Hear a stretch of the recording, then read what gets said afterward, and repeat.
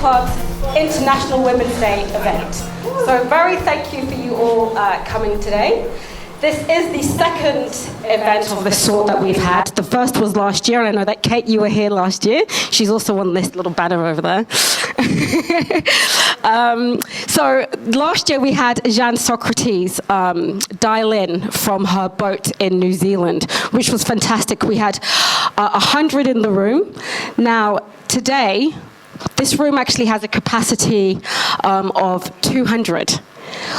We've had 193 people book in today. So a huge thank you to you all for being here today. A round of applause.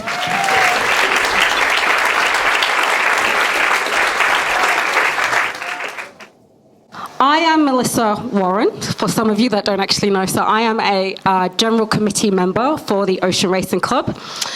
Before we get into everything, again, I also do want to say a huge thank you to Royal Brighton for allowing us to use your venue today. As always, you are extremely supportive of everything that the ORCV does.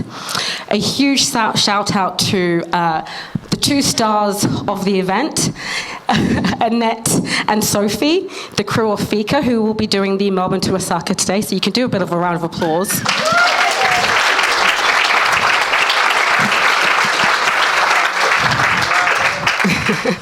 I'm not going to do their introduction. Kate Hyde, who will be hosting us today. Again, you could do a round of applause for her because she's just an awesome lady. She does...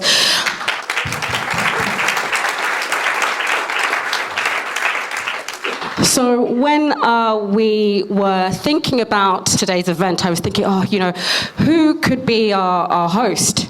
I thought, well, Kate would be perfect because she also is a double-handed sailor and has done wonderful things over her career. So I'm really looking forward to watching you host today.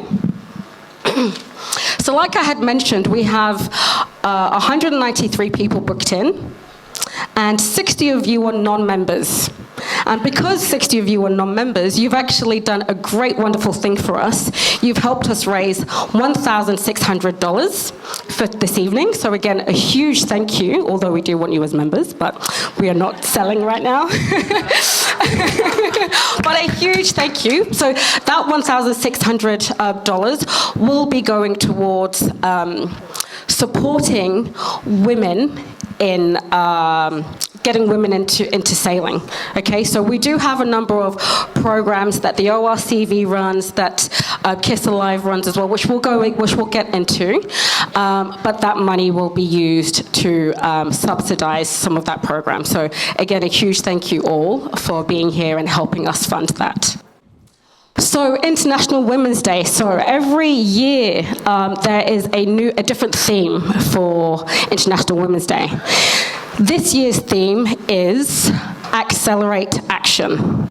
Now, I literally 5 minutes ago was talking to Sophie about what this means, and we're just having a little bit of a conversation. It could be, what they have on the website is, you've got to make pace and you've got to change things, you've got to do it quickly, because if not, then nothing happens.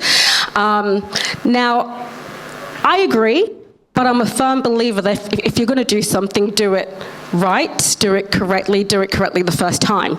Now, sometimes when you move too quickly, those changes that you make, actually, they're not going to get embedded into your culture, right? So I'm a firm believer in what International Women's Day, for me, this year, means is more, think a little bit more intentionally, to ensure that whatever your program you're running, like we do at the ORCV and with KISS and again at Brighton as well, that you have a program in place that's actually going to stick and people are going to love for years to come, not just for that 1 year. But that will be a theme throughout the whole evening, so I hope that you have some thoughts that you can dwell on when you leave tonight. I am now going to introduce Lee Renfrey, who is one of the lovely partners that we have at the ORCV. She is the founder of the KISS program and KISS Alive, which she will talk to you about now.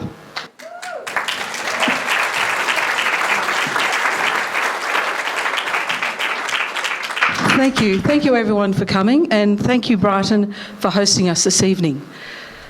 Our heartfelt thanks also goes to the ORCV for making this possible and for their continuing support of KISS, so much so that they've taken us under their wing and we are part of their training arm. So thank you, ORCV.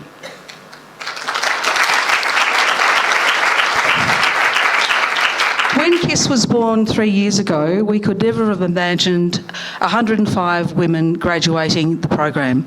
And this year, we have 70 women registered to do the program, which is absolutely incredible. So they're on the wait list for 2026. It's become clear now that we need to make the program more accessible for a larger market, and we need to start looking at creating online modules, recruiting and training more mentors, and involving more keelboat owners. So volunteers are always welcome. Thank you. No, the demand from regional and rural areas is also on the rise. We've had the Gippsland Lakes Yacht Club involved. We've had Meetong Yacht Club involved. So there's a growing need for us to make this go further. So that's our intention and our job of work this year. So we can come back in 2026 and be even stronger. We also need to double back and check on our graduates to make sure that they're fulfilling their dreams, they're getting on keelboats, they're being able to sail and do the things that they really wanted to do. The other thing that needs to happen is we need to make sure that women have access to women-focused events. So, and how do they find out about this? Well, tonight we're launching KISS Alive, and its physical presence will be a list of keelboat events that is resident on the ORCV website that anyone can access, any woman can access, and can get involved in whatever the way they want. You know, whether they want to sail, whether they want to be an on-water volunteer or an onshore volunteer. So that's what KISS Alive is. And we are going to be contacting all the clubs and asking them what their women-focused events are, and then we can put them up on our list of what's on. And what that will actually mean is, as club events grow, yacht clubs grow, the sport of sailing grows, and every part of sailing stays alive and well as women bring their families and their children through the yacht club. But right now, we have a KISS Alive update right here, happening now. So Marnie, are you here? So this is Royal Brighton's club captain, Marnie, who has been very supportive of the program and in fact is breaking news now.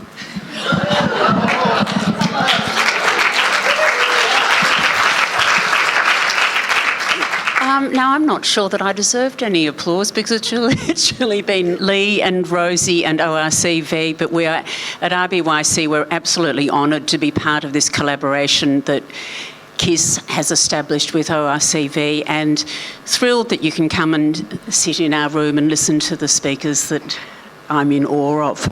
The particular news that Lee was referring to is to do with how to, as well as having a collaboration between different sailing groups, what can we do to make sure that women are included and that there is a diversity of opportunities for women to be involved in sailing. And that can be sailing, cruising, sailing, racing, sailing, race management, sailing, hanging out and being part of a group. If you look at the ORCV website that Lee referred to, there's an amazing list of opportunities, and there's one that hasn't yet been listed.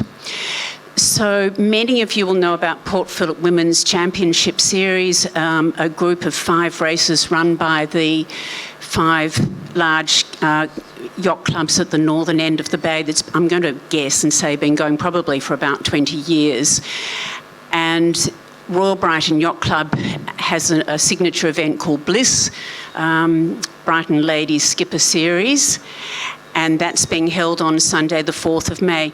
But what is new is that we've received huge sponsorship from YRSA for the owners of the AMS rating system, and we can now offer 2 events in April, Sunday the 13th and the following fortnight after Easter, Sunday the 27th, of training on a keelboat here at Brighton with a huge discount, $50 per day, which will be a whole day classroom and on water event and lunch.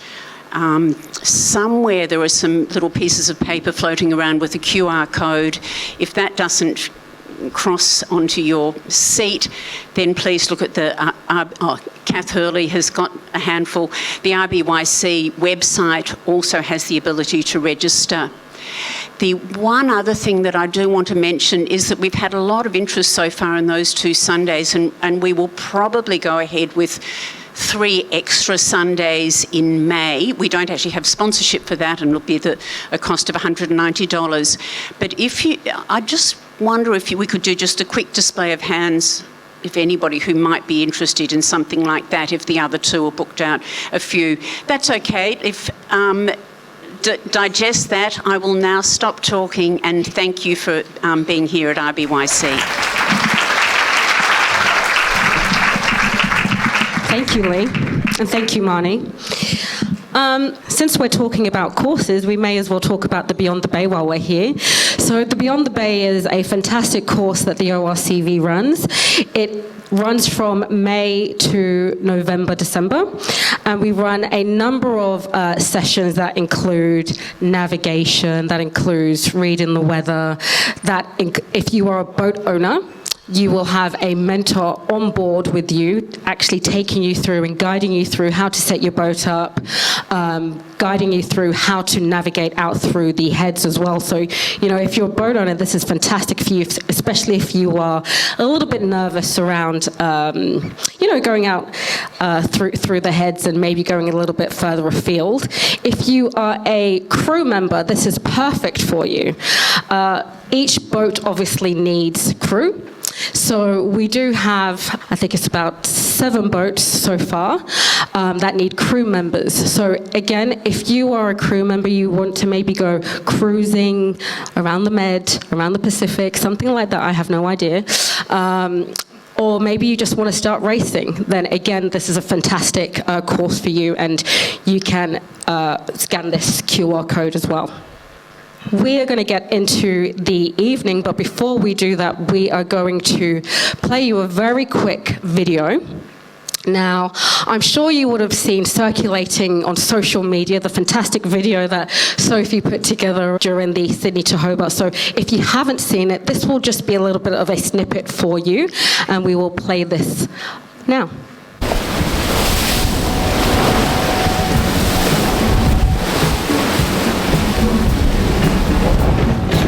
We've just set off on one of the world's toughest and most prestigious yacht races. The wind increased last night and the temperature decreased. Welcome to Tasmania. It's the annual 628 nautical mile ocean race from Sydney to Hobart. These conditions are definitely a bit exhausting. With most boats competing fully crewed, the race aboard Fika will look a little different. Hi Mum, how are you going? Hi Sophie, I'm good, thank you. How are you? It will be just me and my mum, competing double-handed as the first ever mother and daughter team to do so. So it's definitely gotten windier now. And what we're about to experience is nothing short of exhilarating. 6 seconds to go. Blast off, full speed ahead in the 79 Rolex Sydney Hobart Yacht Race.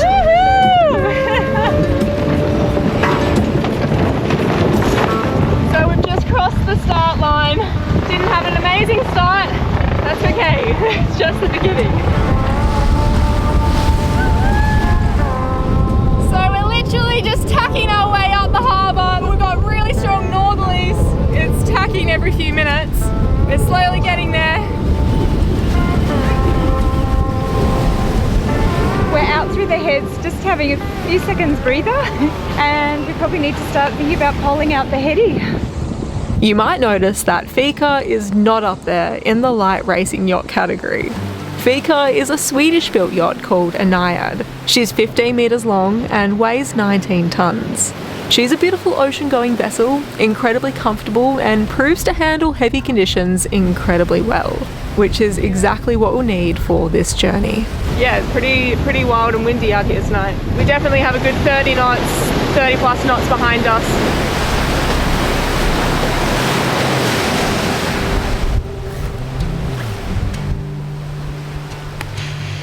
Tragedy has struck the Sydney to Hobart yacht race, with 2 experienced sailors have been killed in separate incidents. 2 sailors competing in the Sydney to Hobart yacht race have died overnight. Police say 2 crew members on separate yachts were struck by sail booms. Neither competitor could be revived. It was quite distressing hearing the panic in the person's voice who was calling the mayday. But Mother Nature holds no pity. There's definitely some lightning about.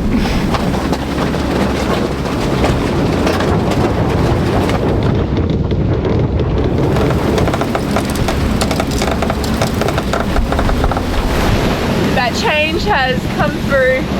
Now got a 30 knot southerly. It's gone from a wild night to a wild day. It's rough, but Fika's handling the conditions really, really well. It was another night of little sleep. Good morning. We have just begun crossing Bass Strait. Fika just picked up her skirt and we just glided. We've just woken up to being first in the double-handed PHS division. We honestly were not expecting to ever be on the leaderboard at all. Isn't it a beautiful day? It's a beautiful day. And yes, that's a mainsail with no reefs in it. We're flying across Bass Strait and it looks like we'll continue to fly across Bass Strait throughout today, overnight and most of tomorrow until we hit the east coast of Tassie and things might become a little bit more tricky around there. So the wind has certainly shifted. We're not doing too badly anymore. It's starting to build again. Are we sailing again? Yeah, it's really beautiful now.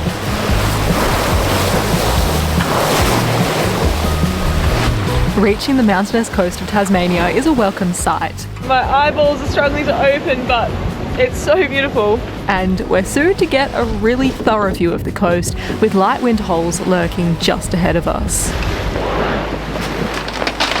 We've just fallen into such a big hole. We're doing 0.7 knots.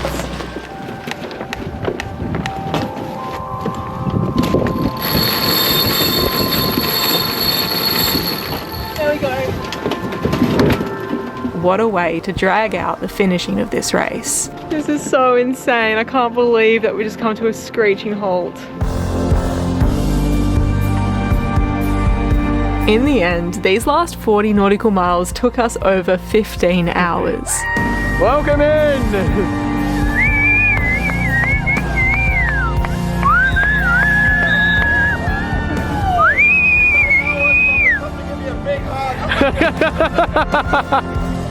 Half past midnight at Hobart, and delighted to say that Annette and Sophie Snijders on Fika have finally crossed the line. Man, those last few hours must have been shocking. Oh, absolute torture. It was a very painful day.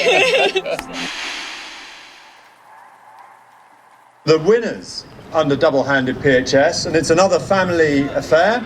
Annette and Sophie Snijders on Fika.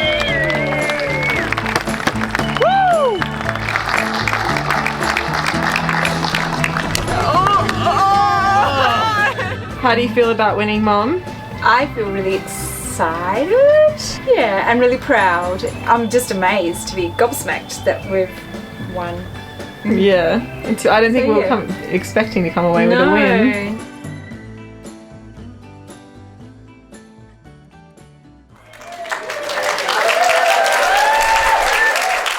Some of you may not know, but the Sydney to Hobart is actually a qualifier for the Melbourne to Osaka race.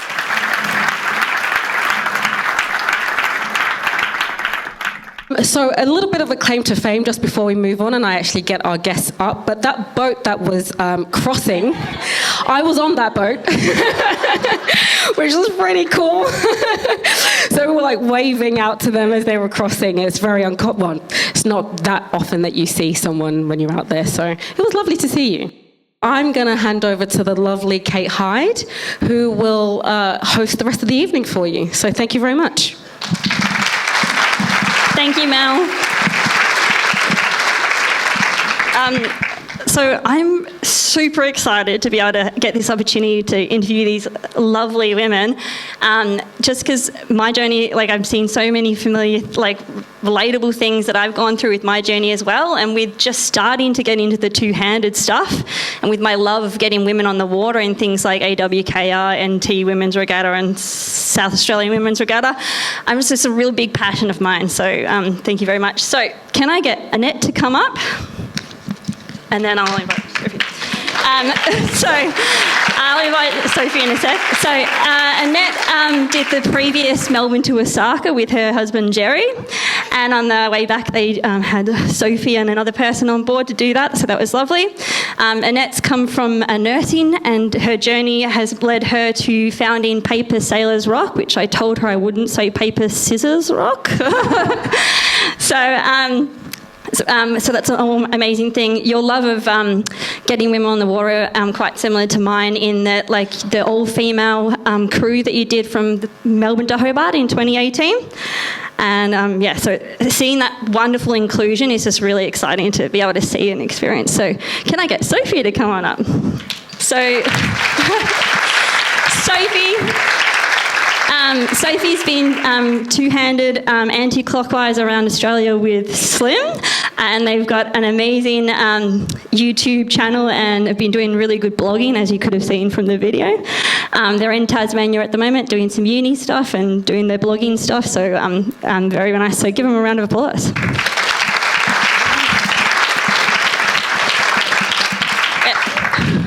So, Annette, what first inspired you or got you into sailing? Did you grow up with sailing like Sophie did?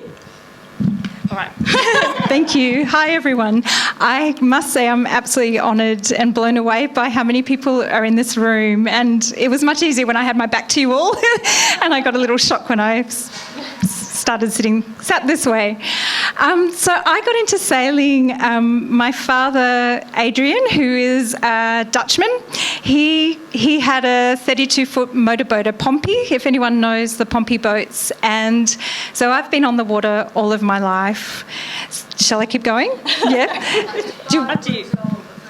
Oh, that's my mum. Yeah. 3 generations we got here. I love that. Okay, cool. You've also come from nursing. Here at Brighton, they actually have a Sailing Lifts Your Spirits program where they take out the first aid responders and all that sort of stuff out there on the water. So what's nursing-wise has helped you in the sailing world? Can I go back to the first question and then I'll go? Because I've just started. But anyway, at the age of 7, we were sitting down at Sandringham Yacht Club on my dad's boat, and some off-the-beach yachts just glided past, and I just saw their beauty and their peace and silence and fell in love with sailing. So my sailing journey was, I started learning to sail at Hobson's Bay Yacht Club, and was taken under the wing of one of the only female yacht owners at the time, Shirley Freeman. And there is a yacht race in dedication of Shirley. So I sailed with Shirley for about 6 or 7 years, and met my husband sailing on another yacht, a Kuna from Hobson's Bay, and we ended up buying our own yacht together, and our plan was to sail around the world. But we only had like a tin of baked beans and a bag of lentils and not much more, a bit of love. And we sailed the Western Pacific and learnt a lot there. So that's probably a little bit of my sailing journey. So yes, whilst we were out sailing when I was 29, we took a year off and bought a yacht, and Sophie was 1, and we went up to the east coast of Australia. And I decided that I wanted to go back to university and study nursing. So up in Townsville, but I applied at Deakin University down in Warrnambool. So we then had to sail all the way back down the coast to Port Fairy, where we were hoping we had this idyllic, that's where we were going to live. So now I've forgotten the question about nursing. Hang on. How's it helped you in your sailing world? Definitely now, as I have a business called Paper Sailors Rock, and quite a few of you in this room have been aboard and sailed aboard. Sometimes as a nurse, I think couples counselling has been my nursing background. So, and I'm not going to look at anyone specifically.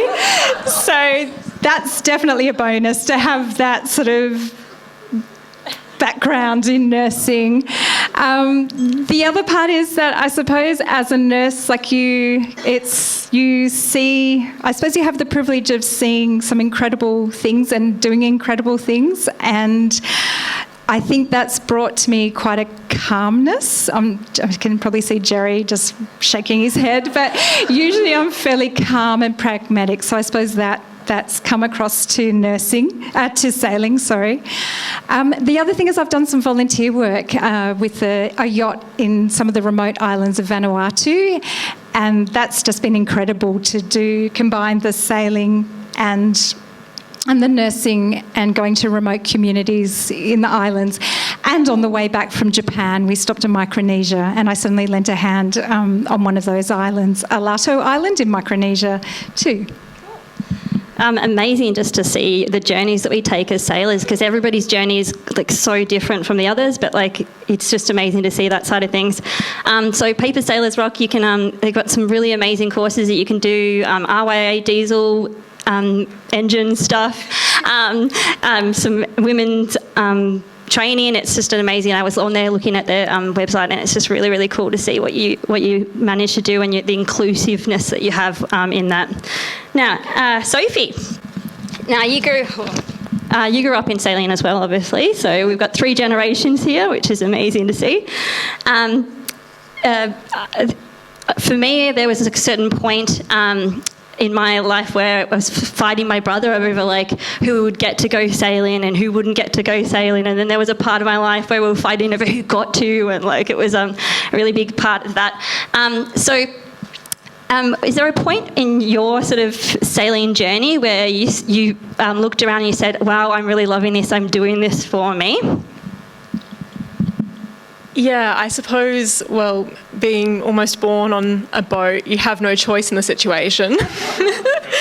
So it was very much just our normal, the boat was our normal, but there was a period of time there where my brother and I were kicking and screaming heading to the boat, and Mum and Dad had to drag us off to come down to the boat when it was in Melbourne over the weekends, and would I don't know what, you'd drag us off sailing. Gosh, how dare they, out on the bay here, and would absolutely, well, I wouldn't say we hated it, because I think I always loved it, but maybe I was just too easily influenced by my brother, who he didn't take so much of a liking to it. So, yeah. But so there was a period there where, I wasn't so connected to sailing. It wasn't until I was 18 or 19 or in year 11 and 12 where I began to see the beauty in sailing, and the reason why my mum and dad dragged me off to the boat every weekend. I think just seeing, well, I suppose when I was 18, 19, that's when, YouTube vloggers were becoming a bit more of a thing around then, and social media, and seeing photos of, boats in idyllic locations, and just seeing what you could really do with a boat, and that you could take it anywhere and live, I don't know, in paradise, it looked like. So I realised, after, Mum and Dad took us sailing, I was like, wow, that is why they love sailing. And so that sort of, reignited my spark to, I had that background. So, I guess I fell in love with it then, So you can see from the video that you do definitely have a really big talent when it comes to the blogging and the YouTube stuff. So can you tell us a little bit more about how that came about? Yeah, so that happened all in COVID. I only having worked in hospitality, I was out of a profession. And we were already living on Nakama, our little boat, in the marina, and my partner, who was also working in hospitality, he's just over there, say hi. He was also out of a profession too. So he found some essential service work, whereas I didn't have the confidence to go out and do anything other than hospitality at the time. So I was sort of sitting on the boat in lockdown by myself in the marina, feeling quite lost, didn't know what to do with myself. As I was alone, and we were at the time in Brisbane on the boat. But one afternoon, Simon brought home a drone from JB Hi-Fi that was on sale, and that weekend we went out sailing. When the restrictions allowed us to, when you could take your boat out, that was allowed at one point. So we went out to Moreton Island for the weekend, and we filmed our little sailing trip. When we came back in on that Sunday night and that Monday, I had something to do again. I was editing that footage. It was probably horrendous editing. It probably made the worst video you've ever seen, but I had a sense of purpose again. I found my passion for filmmaking, and that's really where it started. I found my passion. Eventually, we decided to start studying through COVID when everything went online, and we already had the boat, so everything was online, and so we thought we don't need to be anywhere. We've got, uni to do. We set off sailing. We've been sailing ever since, and documenting our journey while studying, and slowly sailing around Australia. And I guess over that time, we've built the YouTube channel, to what it is today.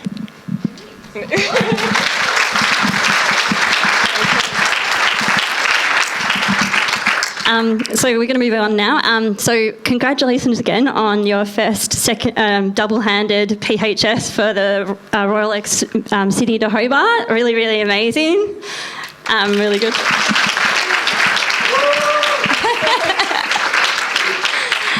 You can see from your video that you had quite a wide range of weather that happened there and stuff like that. So this one's to either of you guys. How do you stay positive in those sorts of situations? How do we stay positive in those situations when weather's wild? Yeah. Well, I think you develop a certain trust with boats. I don't know if that's a healthy trust, but you do. I guess you trust that they're a boat and that they're built to handle those sorts of conditions. At least Fika very much is. So I suppose in those conditions it was. I think you just have to tell yourself that the boat's got it and we're okay, we're safe. So enjoy the wild ride. Yeah. I think also if you know and you're prepared, so you sort of psychologically prepare yourself for what's ahead. Like on the second day of the Sydney Hobart, we knew the cold front was coming through and we were going to have 30, 35 knot southerlies, and we were either going to be heading towards New Zealand or Canberra, basically. So, and it was a pretty miserable day, and it was so hard to move around, But I think we prepped ourselves, and I suppose that it's going to only last for a short time and that the conditions, it was going to improve. And so by the time we got to Cross Bass Strait, the following morning, we had beautiful sunshine and it just lifts your spirit. So, yeah. In sailing, we do we'll get a wide variety of everything, and that just makes you a really, really good sailor. So, and you can see that in what you guys have managed to achieve. So, congrats again. With the weather conditions that you did have, having them be such a wide range, what sort of upgrades has Fika seen? We've been trying to get Fika into racing mode because, as you can see, she's a 19-tonne cruising yacht. So shall I tell a little bit about Fika now? Because I know that's one of the questions. Yeah. So Fika's a Naiad 490 and she was built in Sweden in 2001. She was designed by, I can't say this correctly, Judel Vrolik, if anyone knows how to say that. Is that right? I hope so. So she has beautiful lines, and that designer designed some pretty fancy racing yachts, fast racing yachts as well. So she does have really beautiful lines. She's a fin keel. We've got a skeg hung rudder, cutter rig, inline spreaders. We've got 3 triple spreader rig and running backstays for when we have the stay sail out. We bring on a runner as well. So she's quite a complicated rig, quite a very powerful boat. Like our head sails, an overlapping 140% overlapping head sail. So, and we've got 3 electric winches on the boat. But those who have come training with me know that they're like taboo. You're not allowed to touch the electric winches. We always... So that's Fika. Now I've forgotten the question again. Upgrades. We've got some racy sails. Second-hand racy sails. We've tried to anyway, and a new head sail and a new stay sail. We've been probably power generation is in preparation for the Melbourne to Osaka. So we've just put on a wind generator that didn't identify as a wind generator for the Sydney to Hobart yacht race. It decided that it was a statue, a sculpture. And we've got, solar. So my husband Gerry is incredibly handy, and he's had his head in the engine room for probably the last week and a half trying to get everything connected and ready. So we've done the standing rigging I did last year. So other than that, that's about it. Not bad. So Mel said a little bit about how I'm just starting to get into the two-handed stuff, and I can tell you that first race that I went out and did the two-handed, it was just such a daunting first step to take. And with you guys having been one of 3 all-female females to complete the Sydney to Hobart, and the only one that completed it, any advice for anybody looking to do some two-handed stuff and how to get over those initial nerves and anticipation? Well, I suppose firstly is to gain experience. Start small. If you're just starting out, start small, start day sailing, and then, as you progress, you want to push yourself a little bit further and further and further. Then you want to head out through the heads and cross Bass Strait, and then further and further again. So I suppose starting with experience, and building your confidence with sailing. How to get into double-handed sailing?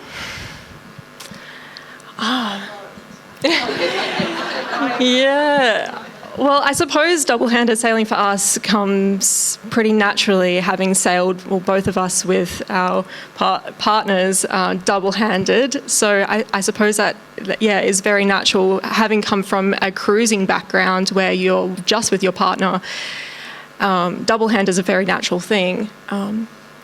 Maybe cruising helps as well. I don't know. Do you have anything to expand on that, Mum? It certainly is. If you are racing or on a fully crewed yacht, it's quite a transition to go to double-handed sailing. I do encourage it. It's an incredible, I think it's incredibly empowering to double-hand sail. Because you have to, well, I suppose you're more in charge. Like, no one can boss you around. So you're only one of 2, and so you're giving yourself the opportunity to learn, and you really do need to be a jack of all trades as a double-handed sailor. So, I encourage everyone to go for it. Thank you. Like Annette said, after that first race, I was like, oh, what's all the fuss about? So it is a really empowering thing. So I do highly recommend it. The last Melbourne to Osaka, you guys did together, and then you did the trip back. So what's some learnings that you took out from that? It's a really long way to Japan by boat. Yep. So Sophie actually flew over, and I don't think she realised how far it was. She was sitting in the plane for 8 hours and went, oh, yeah, it is a long way.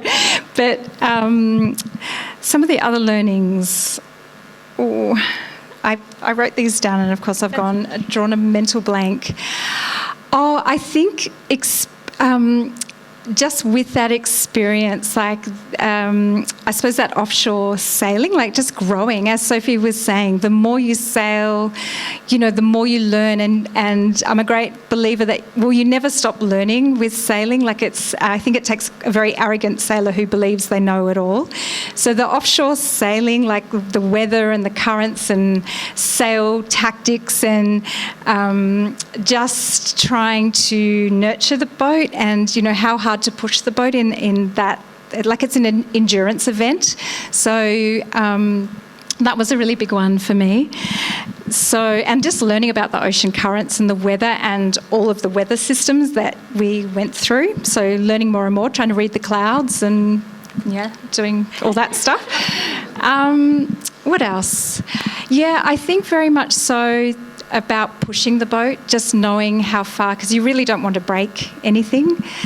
So the other thing is prevention is better than trying to fix things. So doing those daily rigging checks and daily checks around the boat, because I'm not the most handy of people, and that's probably my weak point with sailing.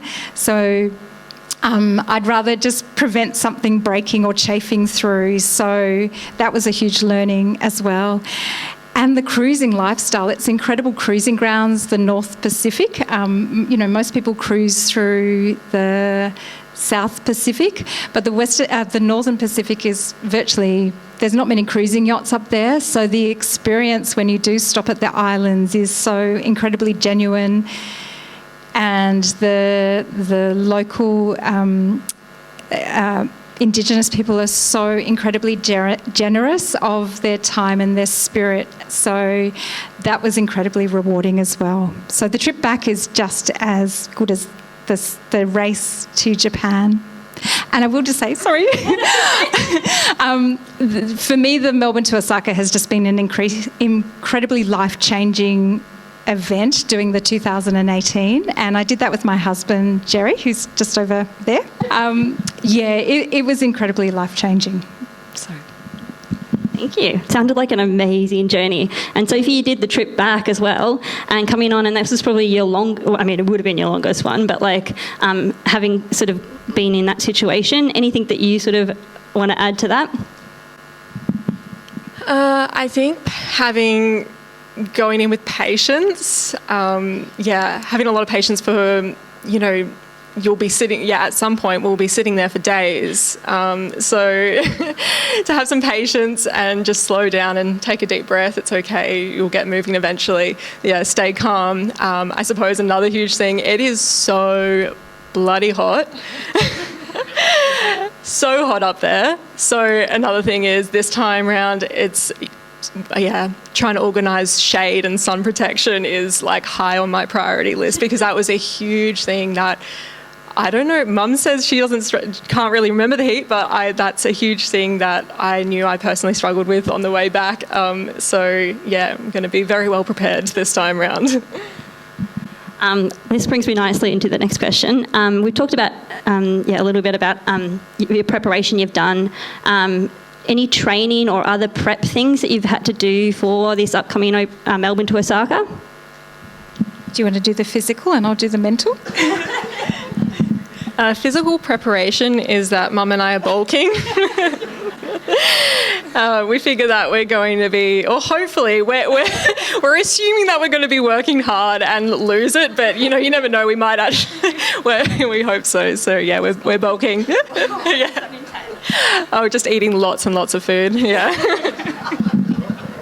We're just not worrying about what we eat. So it's like, burger and chips for dinner. Yeah. So, but other than that, we're not doing any other physical training. We're totally pathetic. Like, we're not going off to gym sessions or anything. Like, I know that the first 3 days when we first leave, like, there's a lot of wheezing, and then it only takes about 3 days to start getting your strength and stop wheezing. So that's good. Look, emotional or mental, we've not really been doing much there either, have we? So, but as we've sort of said, we do know it's going through from past experience with the Osaka, when the boat's heading in the right direction and we've got wind, you feel your mood is what the weather and the progress you're making. So when we're heading in the right direction and the boat's actually moving, you feel fantastic. But when you're in the doldrums and you're drifting helplessly and the spinnaker's just like this limp thing hanging on the foredeck, it can just be so incredibly frustrating. And so I suppose it's just learning, sailing just teaches you all those life skills, learning to have the patience and just, encourage or try to boost each other up and encourage each other. Yeah. So lastly, I just want to talk about one more thing. So I wouldn't be where I am today without this an amazing male boat owner, and we will talk a little bit about male boat owners and how that works. So how have the men in your life supported you along the way? Well, first of all, one, I suppose, is my father, that he actually introduced me to the ocean and the sea. So that's one male mentor that I'm grateful for.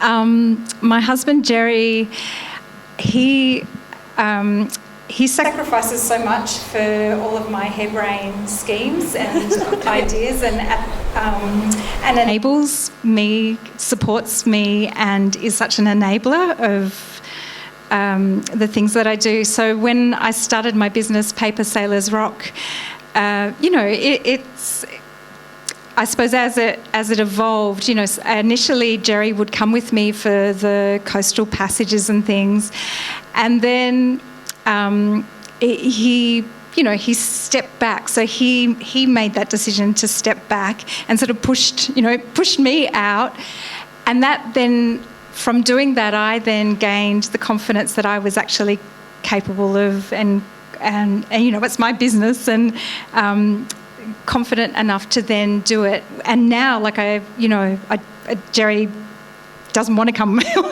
He, rarely is on board for my sail training. So I think that's just the respect and the support that Gerry's given to enable me to keep to sail and give me the confidence.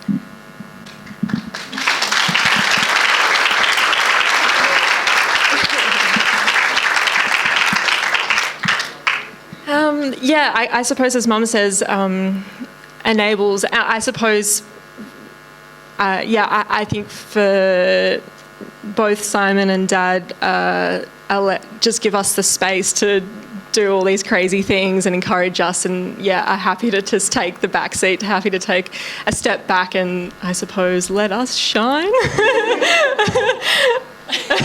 That's a bit cheesy. But very grateful for that. And I suppose, Simon, I'll give Simon a huge list and he'll be running around either the shops or something, I don't know, and he'll get things, he'll be running around like a headless chicken for me. And so, I think we're very lucky to have men that take a step back and help us and enable us to do these things as well. So. Big round of applause. Massive to be able to have people that can support you in that way, and that's what you need. You need people that are going to offer up their boats, that are going to support you along the way. So really, really great to see some great models, role models there. Is there anything you can suggest? We just talked about boat ownership the other before. Is there anything you can suggest that for those that don't have a boat, how they can get out there on the water? What I would say is that surround yourself with people that you trust and that are supportive. I think life is too short to just jump on any boat, and I still hear some horror stories, and so surround yourself with people that are going to make you shine and make you grow in your sailing journey.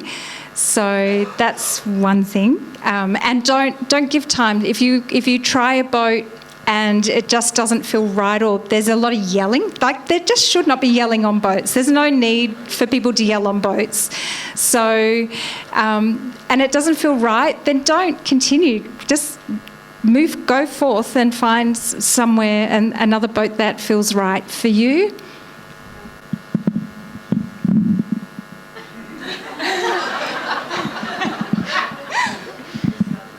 I don't know. Yeah, I mean, I would highly encourage trying to get your own boat, because it does give you, you're responsible for yourself and the boat. You can do whatever you want. You can go sailing whenever you want. It's just such a good learning. You can make mistakes and not feel like you're being overlooked or judged. And, there's just... Oh, yeah, my boat's very much a crash dummy boat. You don't need the flashiest Beneteau straight out of the factory. You can, start with a tiny little thing. And, yeah, so I highly encourage, if you are thinking about getting a boat, that you are capable of getting a boat as well. I know I said it was the last question, but I got one more. I can't help myself. All right, so as a mother-daughter team, what are the positives and negatives to sailing with your mum or your daughter?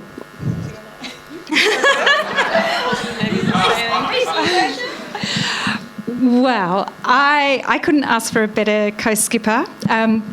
When you're doing double-handed sailing, the co-skipper is the most important part of double-handed sailing. So I have a co-skipper who I can trust 150,000%. I can trust with my life, who's reliable, who's witty, who's preempts what's about to happen, and I couldn't ask for a better co-skipper. So, and I'm really, really grateful that that's my daughter, and that she's a chip off the old block. So it's very harmonious, really natural and really harmonious sailing with Sophie. And when we sailed back from Japan, we only had one tiff, and I think I sort of pouted and went and stormed up to the cabin top, a metre away and sort of sat there. So I think I'm probably more immature than what Sophie is. So yeah, I think it's. I think there's definitely. I can't think of any negatives sailing with Mum. I think we work really well. Yeah. Ask me after Japan. Yeah, I think we work really well as a team, and we almost don't really need to talk to each other when we're, as Mum says, preempt what's happening. We both just automatically start doing it. There's barely a conversation involved, and all of a sudden we're up on the foredeck doing the thing. I don't know. So, what? I know, it's right. We're meant to be after. Yeah. And then we're wondering what we're doing on the foredeck, going, how did we get here? No. No, we work really well together, so we're very lucky that, Mum provided me with this opportunity. So, a little nervous for Osaka, but also bring it on. I think it's going to be great once we get going. As someone who has sailed with a mother, completely understand. We are going to get into the Q&A now. So if you have a question, if you want to raise your hand, and then we'll... Mark. Who's the better cook, and what's your favourite meal?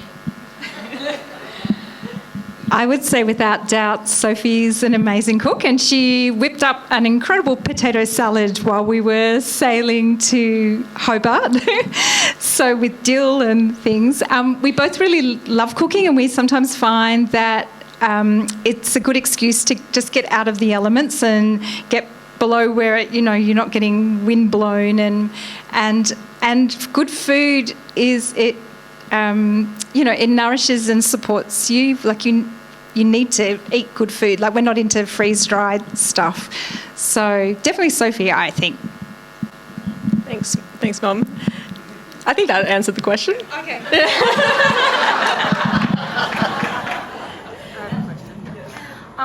So Sophie said that you are excited but nervous about the race. What are you excited and nervous about?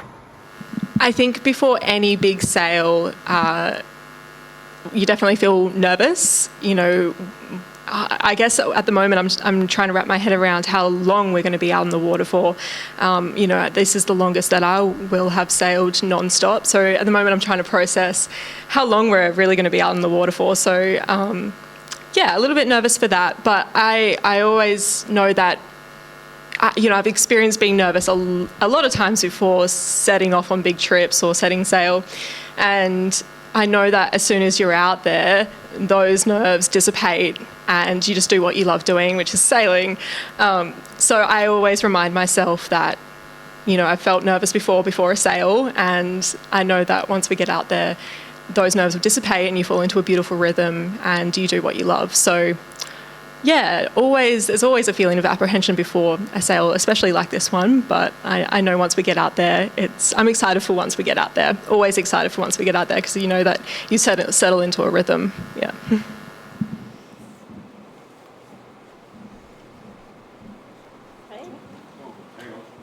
Cruising yachts are generally full of stuff. As you would know. And particularly tankage, when you leave port, everything is full to the brim and you're carrying extras of everything. Presumably that's not the case for the race.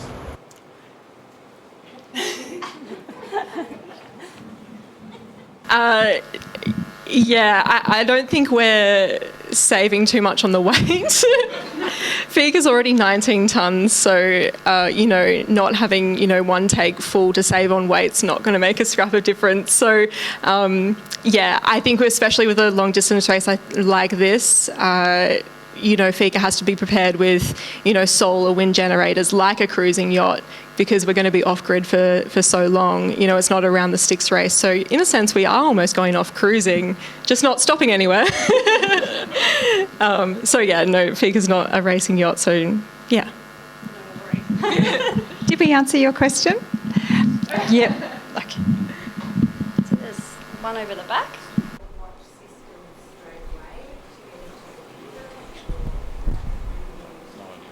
Yep. I might leave that. Yeah. So the question was around watch systems. So, overnight we normally start at 8 and go 8 to 8, and we do 3 hours on, 3 hours off. And then during the day is really just trying to, put money in the bank and catch up on what you've missed out on overnight. So it's a little less formal, and we just take it in turns to rest. We always come together at meal times, so we'll always be together for, breakfast, lunch and dinner. And we've got skeds as well that we need, now it's on satellite phones and things. So, but they're sort of, the obligations that we need to do to, which I think at the moment are like 7 in the morning and 7 in the evening. Yeah, so they'll start from around 8 o'clock on Sunday night, watches.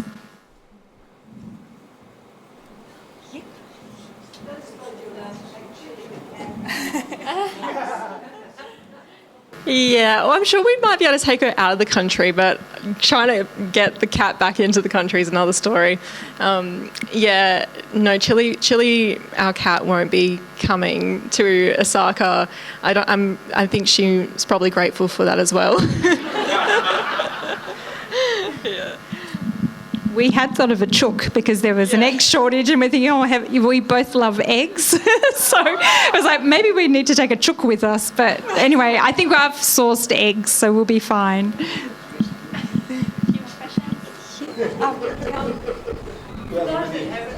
Seen Sim and Sophie's adventures. A lot of you aware of how fantastic they are. How many followers do you have now on your YouTube channel? We just ticked over to 49,000.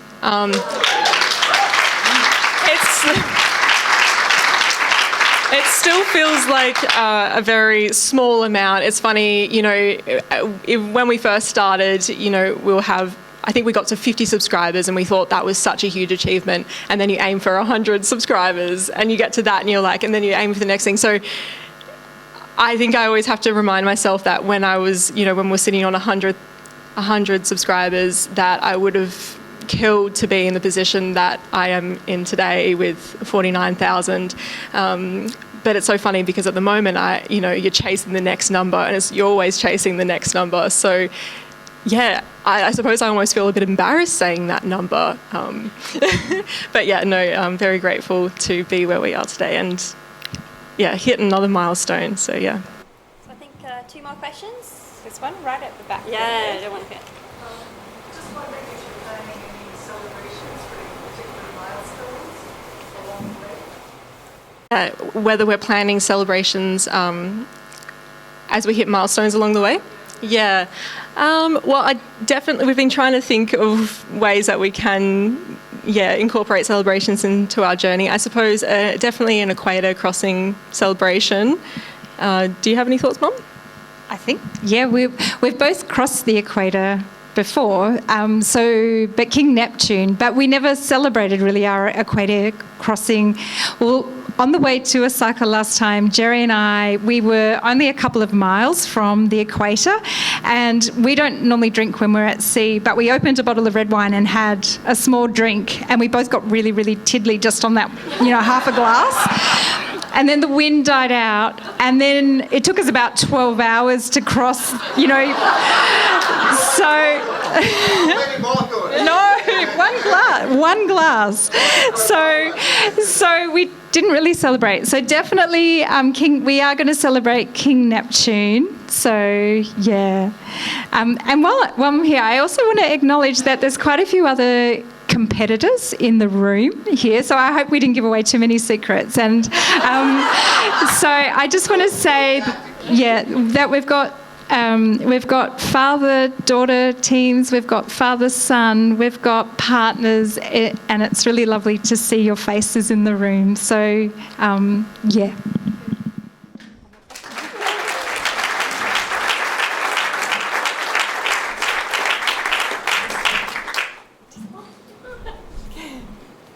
Which one of you loves navigation and looking at the currents of the sea, or do you both enjoy that?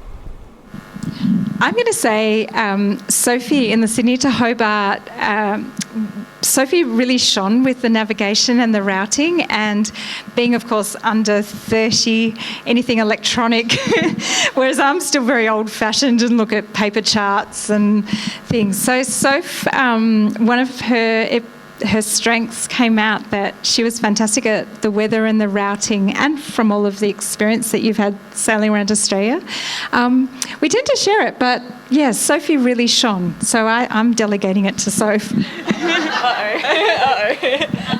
Last question. Oh, no.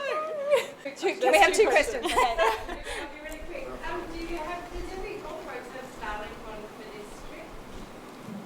Yeah, I think only just the whole fleet does now. Yeah, the whole fleet does have Starlink now. Hang on.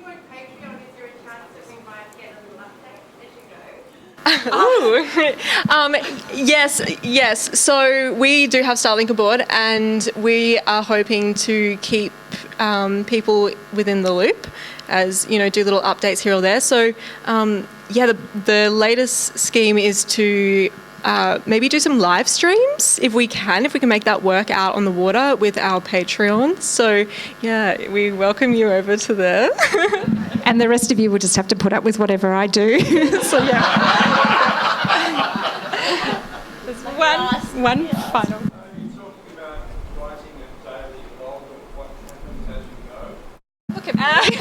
Sophie's looking at me. I'm trying to make Mum write blogs. Yeah. Yep.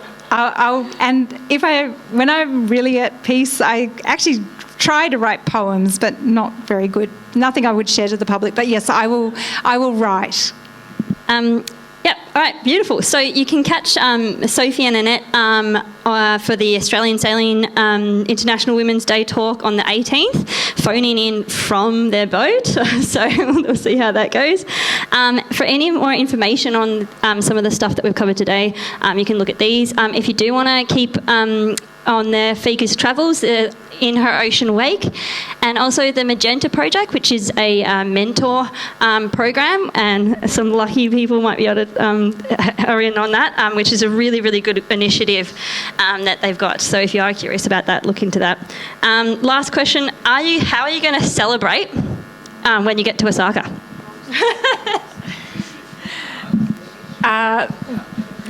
Yeah, well, last time the rum was free and the Coke cost money. So when Gerry and I arrived at midnight, Sophie staggered up the pier. We are going to celebrate with all of our fellow competitors, though we'll probably be waiting for quite a few because they'll be behind us. But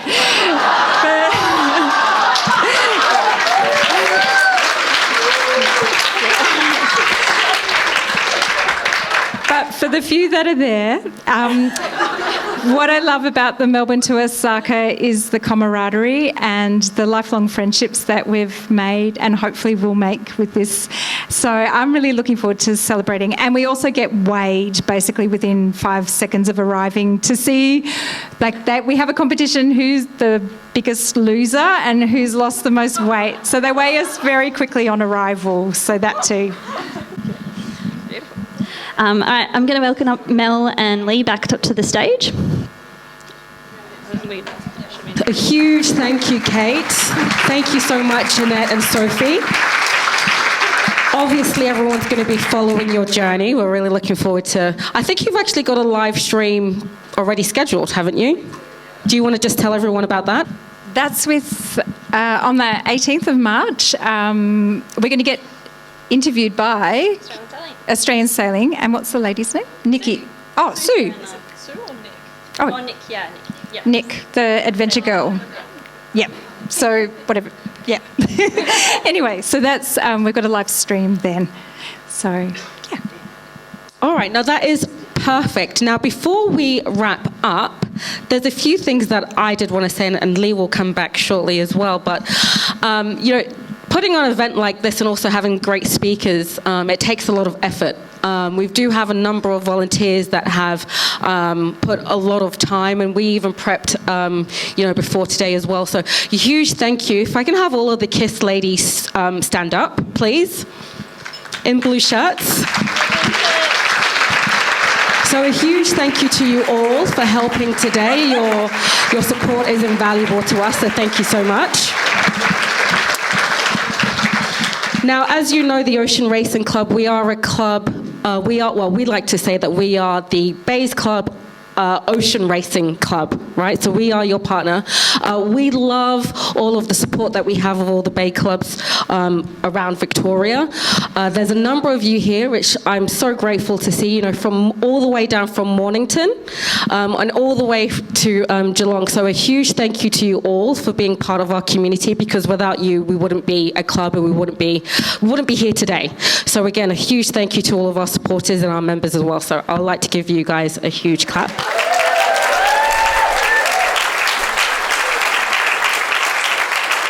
So Annette and Sophie do have some family members in the room, so I would like to say thank you for coming and supporting. So we do have Auntie Mary Jane.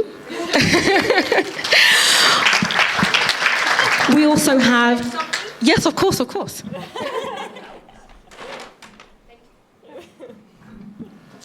Hi, I'm Mary Jane and I'm Annette's sister, and I did do the 2022 Melbourne to Hobart on Fika with Sophie and Annette, and it was a fabulous experience.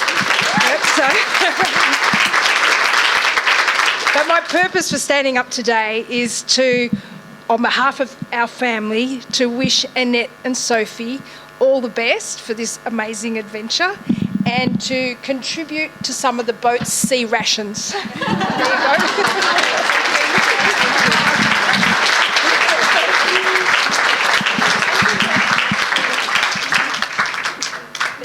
It's heavy. You are trying to bulk up. Yeah. Maybe the scales won't show a weight loss. So thank you so much for that, Auntie Mary Jane. Lovely. We also do have Granny and Bert in the room, so a huge thank you for supporting, and I'm sure the ladies are glad that you're here too.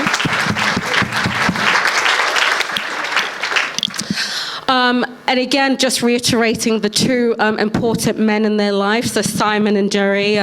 Thank you for supporting the ladies and giving them the support, or adding to their confidence on being on the water. Lee, I'd like to hand over to you now. Thanks, Melissa. Sophie and Annette, honestly, you just are so inspirational. But we couldn't let you go away with having some pamper things.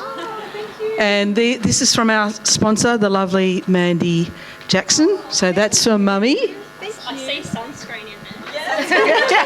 Wow, that's what I do. Thank you.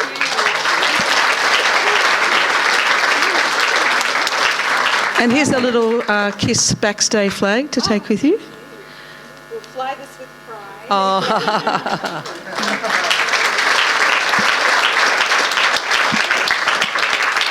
And to our lovely interviewer, Kate, you've done such a wonderful job. And everyone, hand please. And we know that you have an ambition to do a Sydney to Hobart. So here's one of Pip Hare's books, or In Her Element, to provide you with some inspiration.